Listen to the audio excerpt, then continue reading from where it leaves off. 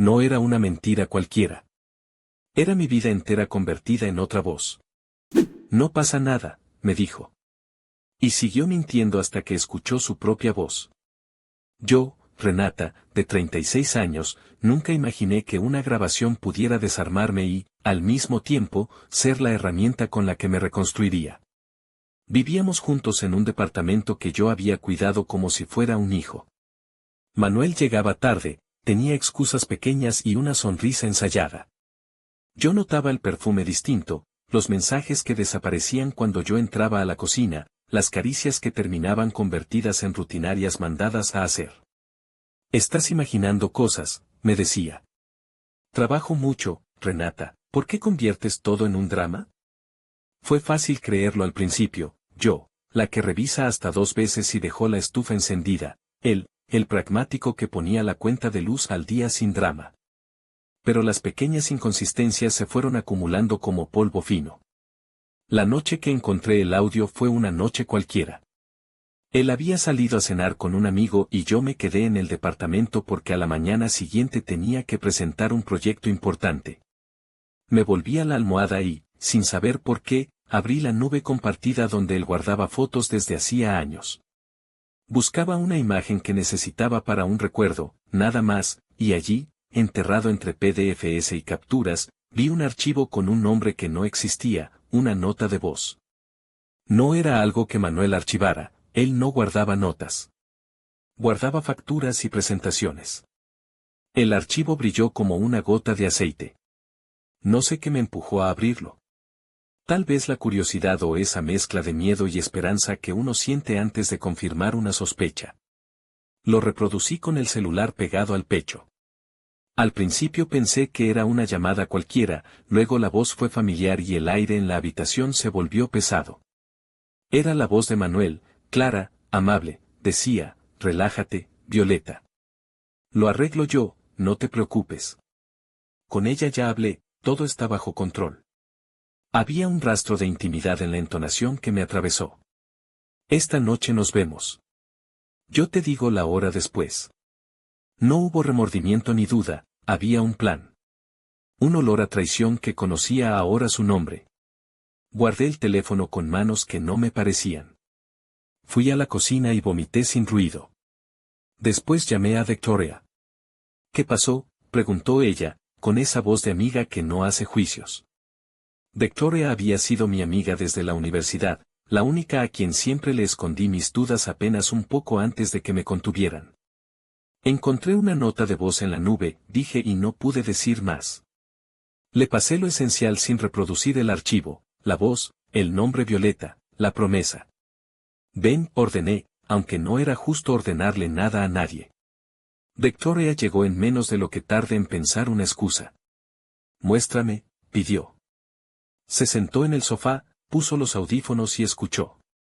Sus cejas se fruncieron con la exactitud que solo tienen las amigas que saben reconocer la verdad en la voz de quien miente. ¿Y tú se lo dijiste a Manuel?, preguntó al final, sin drama, con un plan implícito. No.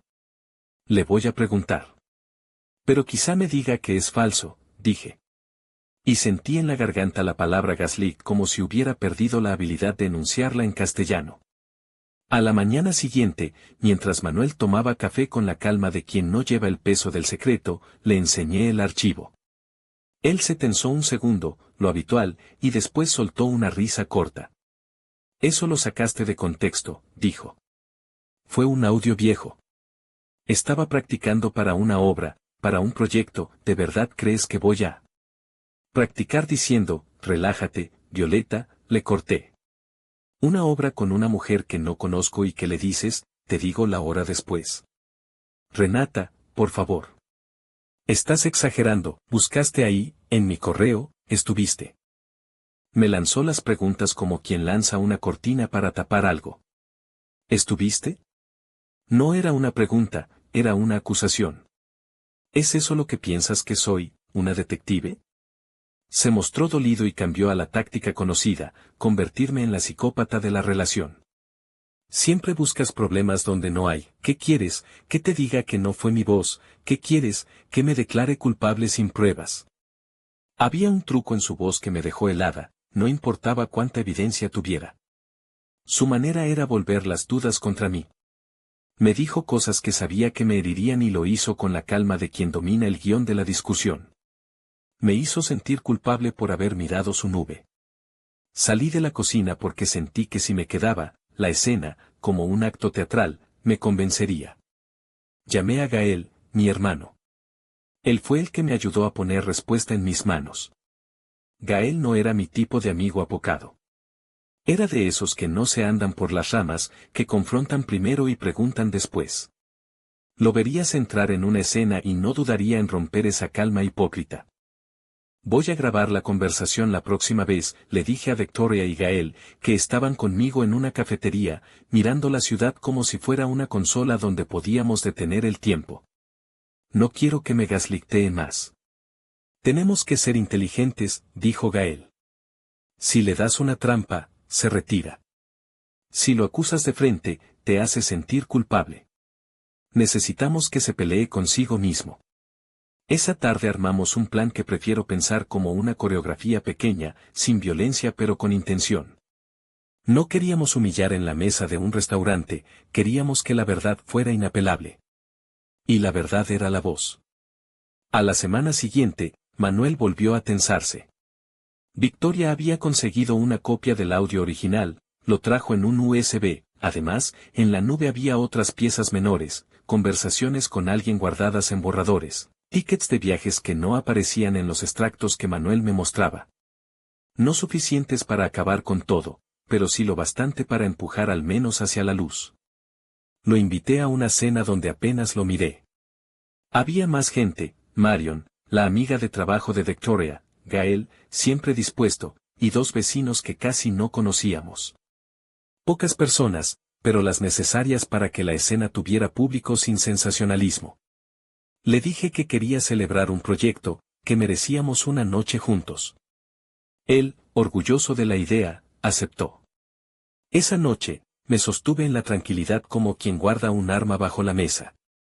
Cuando la puerta se cerró y todos estábamos en la sala, apagué las luces y conecté el pequeño parlante que Victoria había traído, discreto, el tamaño de una agenda. Renata, dijo Manuel, sorprendido por la intimidad montada. ¿Qué? Escucha, dije yo, sin gritar. Puse el archivo y la voz salió, clara, en la penumbra, no te preocupes, amor, lo tenemos todo planeado. Ella ni siquiera sospecha. Yo la distraigo, tú te encargas de los detalles. Cuando todo esté listo, nos vamos. Manuel palideció. Pude verlo palpitar. Todos los presentes también escucharon. Algunos se levantaron. Él intentó, instantáneamente, decir que era montaje, que la voz era manipulada, que la calidad del archivo era extraña. Pero el ademán no coincidía con la sospecha, esa grabación tenía frases que él usaba, modos de decir que terminaban en sus gestos. Después del primer relato, la grabación continuó, no voy a firmar nada sin consultarte. No quiero que nos atrapen, ¿entiendes? Yo me encargo de la parte sucia. En la sala, Silva, el vecino, murmuró, esa es su forma de hablar, es igual. Manuel subió la voz. Esto es una locura. Es un montaje, de verdad, ¿vas a usar algo así para arruinarme en público? ¿Montaje? Pregunté. Entonces escucha la parte donde dices la fecha de la reserva y el nombre de la casa en la costa, ¿montaje también? Su cara cambió. Tenía la posibilidad de seguir con la mentira, pero esa vez el material sonoro le había quitado aire. Incluso intentó bromear, Renata, ¿por qué sacaste un audio que ni siquiera es mío? ¿Quieres figurar en un escándalo? Intentó reír y se le quebró. No es gracioso, dijo Victoria desde el sofá. Si esto fuera montaje, tendrías prueba de que es montaje. Pero lo único que has hecho es negar. Ella lo miró sin parpadear, como una jueza sin toga. La conversación se volvió dura. Manuel contó una versión, que habían sido audios sacados de contexto, que hablaba con una actriz que lo ayudaba a practicar para una campaña publicitaria donde interpretaba a un hombre que planeaba algo. Violeta es una colega, dijo. Pero su voz, ahora, tenía fisuras. Se le veía intentando recordar si había dicho eso, si lo había planeado, si había dejado actuar su tono de voz sin medir. Su estrategia de siempre, minimizar, girar la culpa, no funcionaba tan bien con el archivo sonando a su espalda como un juez implacable. Al día siguiente, Manuel cambió. Empezó a dejar cartas con excusas en la mesa, postales con frases ad hoc. Quiso enmendar a su manera, flores, llamadas breves a horas neutras. Sus intentos eran extraños, parecían más para convencerse a sí mismo que para convencerme a mí. Estoy confundido, decía. No sé cómo pasó esto. Su voz no tenía la misma seguridad. Yo, sin embargo, no me conformé con la disculpa. Porque no era solo una infidelidad inicial, lo que escuché sugería algo más grande, planes, dinero, escondites. Esa frase me encargo de la parte sucia sonaba a fraude, a algo que involucrara recursos. Empecé a revisar los papeles con discreción, chequeras, cuentas compartidas. Encontré extractos que olvidaban cargos, pagos hechos a empresas que Manuel decía desconocer. No tomé todo, pero lo suficiente como para saber que la traición no era solo emocional, era práctica. Me habían mentido sobre la verdad y sobre el dinero. A la semana, Victoria consiguió que una amiga de la oficina de Manuel me hablara con cautela. Clara, una compañera suya, me contó que en el trabajo él había estado comportándose raro, que había presentado facturas con proveedores desconocidos y que había desaparecido a reuniones que luego no recordaba. Lo hemos cubierto porque es Manuel y siempre lo hace así, dijo Clara. Pero ahora estamos preocupados. Cada pieza que se sumaba creaba una red. No queríamos romperla por capricho. Queríamos que Manuel cayera en su verdad. Lo siguiente fue planear, no queríamos una reacción violenta que nos dejara sin pruebas. Así que armamos un documento, con copias de los estados de cuenta, de los correos borradores que habían quedado en la papelera, del audio original, y lo enviamos a la gente que importaba, a su superior en la empresa con un mensaje claro, a la persona responsable de compliance, y a 2 amigos en común que podían corroborar. Les pedimos discreción. No buscábamos justicia por morbo, buscábamos que hubiese consecuencias reales. Manuel llegó a la oficina al día siguiente con ojos de hombre que no entendía cómo se le había ido la vida de las manos. Su jefe, Marcelo, le pidió explicaciones en una sala cerrada. Yo recibí un mensaje de Clara, te agradezco todo. Ha pasado a recursos humanos. No será mañana, pero no puede quedar así. Sentí alivio y un hueco en la costilla al mismo tiempo. La verdad avanzaba en pasos profesionales y fríos. Él supo todo eso. Llegó a casa esa noche decidido a hablar. ¿Por qué me traicionaste enviando todo eso? Me soltó apenas me vio. ¿Qué te dio el derecho? ¿A dónde crees que vas con esto? Al derecho de no ser estafada, le dije. ¿O ahora vas a decir que soy yo la que llevó la empresa a denunciarte? Se arrancó a la defensa. Eso es ilegal. Me estás orquestando. No te voy a permitir que rompas mi vida por un malentendido. Me llamó controladora, maniática, y cuando vio que las palabras ya no me hacían efecto, sintió que debía bajar la voz y hacerse la víctima. Fue en ese punto cuando reaccioné con una decisión fría. No era venganza por orgullo, era ajuste de cuentas con quien había decidido convertir mi casa en su guarida de mentiras. Saqué un sobre que había preparado, copias de los documentos, una carta con una narración de lo que había descubierto y las pruebas. Lo llevé a la puerta y lo dejé sobre su mesita de noche, junto con el teléfono donde guardaba una copia de los audios. Esto se lo dejo a tu conciencia, dije. Y a quien lo necesite. Él respondió con amenazas, si me denuncias, te arruino. Fue la primera vez que sentí miedo real. Pero también supe que ese miedo no me pertenecía, era suyo, fabricado para manipular. Llamé a Gael y le pedí que durmiera en casa conmigo. Victoria pasó la noche siguiente para vigilar. No por Manuel, sino por lo desconocido que produce la inestabilidad. Entonces ocurrió el giro que no esperaba. 2 meses después, vino a ser la recontextualización que cambió todo, una visita de la fiscalía. Habíamos dejado que los procesos siguieran su curso y, contra mi voluntad y pese a mi intención inicial de solo exponerlo en su trabajo, la investigación había escarbado más. Resultó que las cuentas que la empresa de Manuel tenía con un proveedor se habían desviado. Unos pagos que Manuel había autorizado, según la documentación, iban a empresas fantasma. No era solamente una historia de cama, era un entramado de transferencias que convertían la mentira en delito. Renata, necesitamos que prestes declaración, dijo el agente, con esa mezcla de solemnidad y burocracia que te apaga. Yo estuve dispuesta.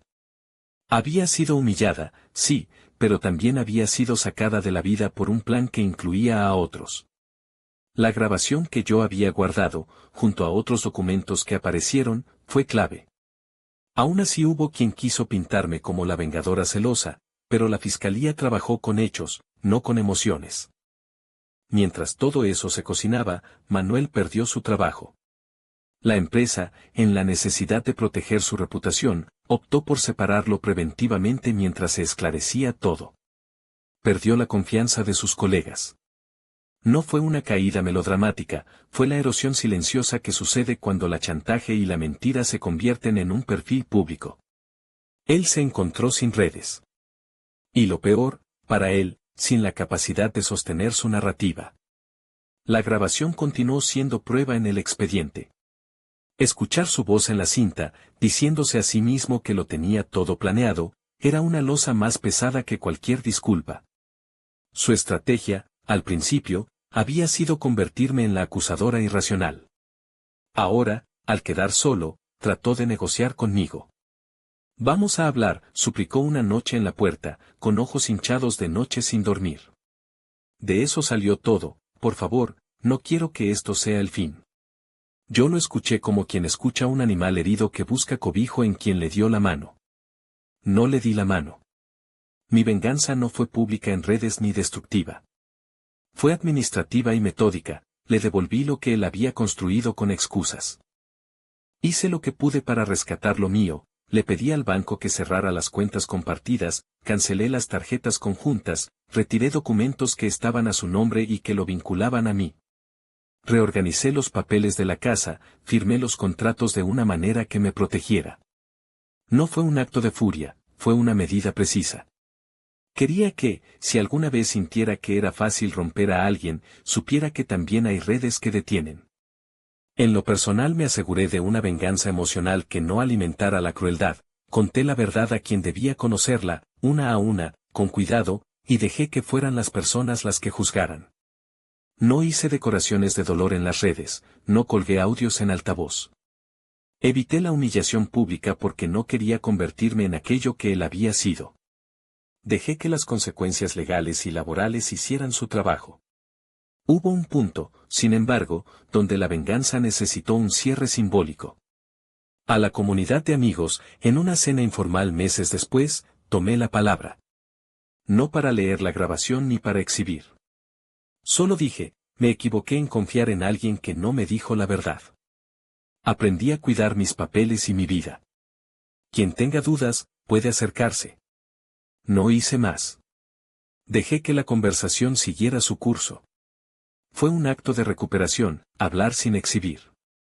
Algunos se acercaron a abrazarme, otros prefirieron mirar hacia otro lado. Eso también lo supe aceptar. Manuel intentó recuperar los pedazos. Llamó a su madre, a sus amigos, a su jefe para explicar, para pedir perdón, para decir que se había perdido. Fueron pasos torpes. La gente que lo rodeaba había visto otra cara, la confianza no volvió. En lo económico hubo consecuencias, la empresa terminó por tomar medidas legales internas y él tuvo que devolver algunos de los pagos irregulares. No fue dinero que jamás se recuperó, pero sí fue la confirmación de que su verdad había sido otra, no solo estaba dispuesto a traicionar emocionalmente, sino a pervertir un puesto de confianza. La policía no llevó a cabo una detención fulminante, no suele suceder así, pero la investigación abrió un expediente serio que marcó su carrera. Las consecuencias laborales fueron las más perceptibles y, con el tiempo, la gente comenzó a hablar menos de la infidelidad y más de la malversación. Para algunos, eso era peor, para mí, era la coherencia de la verdad. Hubo noches, claro, donde la soledad me golpeó. No era la pareja que perdí, era la versión de mi vida que había proyectado en conjunto y que, por acción de alguien más, se deshizo. Cada paso que di para armar mi defensa personal fue costoso, emocionalmente, económicamente. Pedí terapia, escribí mucho, hablé con gente que podía aconsejarme sin suavizar la verdad. Me sentí vieja y de repente más madura. Aprendí a poner límites y a no disculpar mentiras. La última vez que nos vimos fue en la oficina de recursos humanos, cuando la empresa le comunicó la decisión final. Lo vi con la carpeta en la mano, la mirada baja. No hubo llanto, ni gritos, ni epítetos retóricos. Solo una despedida fría. Espero que te vaya bien, dije, sin odio. Él levantó la vista como buscándome un perdón que no merecía. Suerte, dijo. Dos palabras que, ahora que lo pienso, eran más para él que para mí. Creo que deseaba conservar la idea de que, al menos, yo podía dejarle una puerta abierta. A finales de mes, cuando todo había tomado desde fuera la forma de un expediente, cerré el capítulo más público. Las preguntas seguían en mis noches, claro. ¿Cómo no lo vi? ¿Cómo me dejé llevar por las pequeñas justificaciones? Pero la respuesta no servía para limpiar la traición. La gente que manipula sabe ser convincente, a veces uno se convierte en parte de su montaje sin darse cuenta. No ofrecí venganzas espectaculares. No grabé vídeos ni busqué viralidad. Mi venganza fue sencilla, recuperé mi estabilidad. Corté la relación con quien demostró que podía vivir con mentiras. Protegí lo que era mío. Y dejé que las instancias que debían actuar hicieran su trabajo. Eso, en la práctica, fue humillante para él y liberador para mí. Actualización, no quiero que esto se tome como una crónica de triunfo moral. He visto lo que la verdad hace, remueve hogares, cambia empleos, rompe amistades. He pagado el precio de exponer y ser expuesta. Pero también aprendí que hay herramientas para defenderse, documentos, testigos, una amiga que te presta un USB, una hermana que no te juzga y un hermano que sabe golpear justo cuando hace falta. En la reflexión breve que me prometí al comenzar a escribir todo esto, no hay moralejas dulces. Solo una certeza sobria, la voz de alguien puede traicionarte, o puede salvarte. En mi caso, la voz de Manuel me desarmó y, a la vez, fue la evidencia que me permitió recuperar la vida. Escuchar su propia voz en la grabación fue la última defensa que le quedaba. Cuando por fin la oyó con otros alrededor, se rompió. Su negación, que tanto me dañó, no resistió la prueba de su propia palabra. Queda el silencio después de todo, y en ese silencio aprendí a reconocer mi propia voz. Y aunque a veces me sorprende canturrear una canción que solía cantar con él, la canto para mí. No busco venganza constante ni celebraciones de la caída ajena, solo la serenidad de saber que, cuando alguien decide vivir dos vidas, no puedo cargar con ambas. Aprendí a protegerme, a no rendirme ante la narrativa del otro y a entender que la verdad, a la larga, pide cuentas. Y si alguien me pregunta si volví a confiar, diré que con cautela. Si me pregunta si volvería a quedarme en la duda, diré que no. La voz que me traicionó me enseñó, también, el peligro de creer que la palabra de otro es suficiente. Desde entonces, guardo pruebas como quien guarda medicinas, no por paranoia, sino por supervivencia. Porque ahora sé que, a veces, escuchar la propia voz es el golpe final que deja sin aliento. Y quedó en el aire una pregunta que me acompaña: ¿qué harías si mañana escucharas tu propia voz diciendo lo que no querías oír? La respuesta, por ahora, la dejo para cada quien.